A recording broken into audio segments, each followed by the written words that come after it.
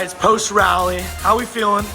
We wanted to do a little test. You guys saw we were throwing like burgers, drinks, and stuff at the car. We're gonna literally take off the protected versus the non-protected side and see what happens. Look at that difference. Oh, there you go. Yeah, get your car protected because this is the difference. And you can literally see it off of my rally. Wait, this is like wizardry. Whoa.